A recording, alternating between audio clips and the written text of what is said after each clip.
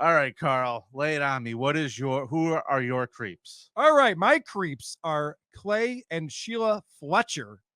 We are heading down to Louisiana. I don't know if you know about this one. This The is, Fletchers of Louisiana? yeah, do you know about this one? This is a I crazy don't, one. but I'm intrigued. Well, they had a daughter. Their daughter, Lacey, was an only child. Past tense, eh? And Lacey was autistic. She was a bit socially awkward. By the time she became a teenager and going into high school, she liked the stuff that she liked when she was a child. She liked like Disney movies and stuff like that. So she'd Uh-huh. invite her friends over Uh-huh. to watch Disney movies, and they weren't interested in that anymore because they're growing up. We're interested in other things. Right. And she didn't find her interests wandering towards boys and makeup. Right. And she also couldn't pick up on the fact that her friends didn't give a fuck about Uh-huh. what she was Uh-huh. telling them. Uh-huh. So she was kind of alienating herself and nobody wanted to hang out with her. And she was really struggling in school. So her parents, Clay and Sheila Fletcher, decided, let's homeschool her. Let's get her out of school. It's not working for her. So they decided at the age of 16 to take her out of school and homeschool her. Now, the problem with this is that now she had zero interaction with other students or people her age at all. In fact, the only person who had seen her between the ages of 16 and 21 was her neighbor. When she would go out in the yard, she'd like be out there screwing around a little bit. So Clay and Sheila, they didn't even talk about her to their friends. Like they had very active lives, very social. Sheila Fletcher. And they never brought up the daughter to anybody. No, they didn't like to talk about it. People didn't ask. If people would ask, they just complain about how lazy she is. It's like, yeah, she doesn't really have any interest. She doesn't do anything. She just wants to be inside all the time. Sheila Fletcher, very active in the community. She was on the city council and was working as an assistant to the city prosecutor.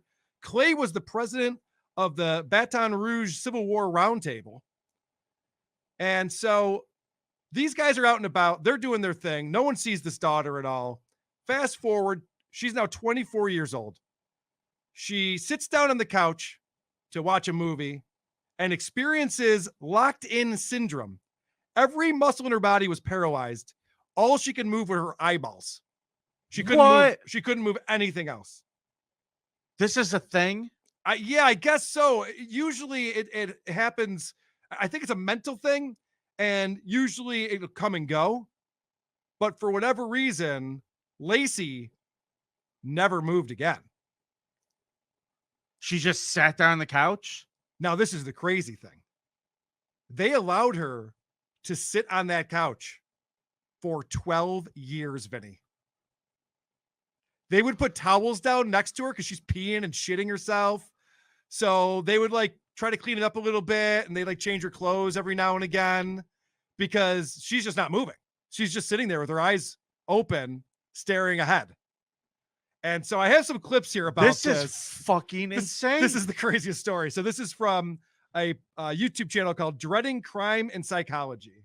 Sometimes they would change Lacey's clothes for her, taking her out of the urine and feces soiled pants she had originally sat down in, but otherwise she was stuck on the couch unable to move. As time went on, her clothes no longer fit on her emaciated frame and hung off of her, barely covering her naked body. Over time, her body bore its way into the couch cushions. She was soaked head to toe in urine, as well as feces and insect bites, and had bed sores that went down to her bone. There were maggots living in her hair, and she was suffering with chronic malnutrition, as well as acute starvation, immobility, acute ulcer formation, and osteomyelitis, which is bone infection, which led finally to sepsis. For 12 years, Sheila and Clay lived their lives as normal, with the added caveat that they didn't allow anyone else to come into their home. Yeah, so no one ever visited them. Oh boy. Wow. They have this nice house with their daughter who is just literally melting into the couch. I have a question. Yes. Two things that Yes. make me wonder how legit this story can be. Mhm. The first one is this: if they supposedly had a nice house and resources, Yeah. don't you think they buy like a plastic? Like if they could pick the kid up and change the clothes every now and again, Yeah. don't you think they put like a plastic cover down underneath her? Yeah. Or how about this? How about a Vinny? fucking tarp? How about this idea? Call a doctor or a home nurse to come over because this is treatable. This is something that if you call the doctor when all of a sudden your daughter's not moving anymore, you can get this figured out. Physical therapy. Secondly, hold on though. How Yes. could someone like not eat or drink and stuff like that for 12 years? How is this person eating or drinking They or were getting any feeding her. nutrients? They were feeding her, but she was very malnourished. Now, what happened, Vinny, Huh. is fast forward 12 years. She's 36 years old. She's been sitting on this couch from the age of 24 to the age of 36 in these people's home. And the mother, January 3rd, 2022, the mother realizes she's not breathing anymore. So she decides, well, I guess I better call 911 and let them know that my dead daughter is sitting on our couch.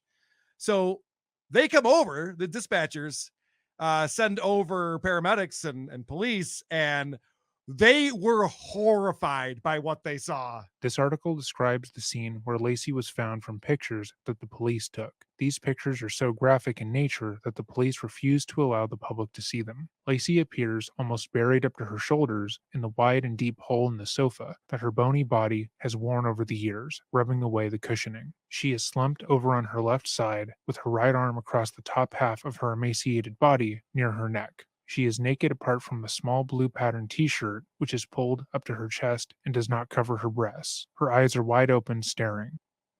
How creepy is that? She's literally in the couch, almost up to her shoulders, because she's just sunk into it. The couch is just deteriorating as she's pissing and shitting into it, and there's bugs on her, and she's just falling into the couch. They said they found rodent feces all around her. I actually have audio of the paramedics when they got there. Yeah. They were horrified. Horrified. Karl, I'm going to take the L. I'm going to go ahead and take the Hold L. on, we got more to talk about. Holy here. shit. This is insane.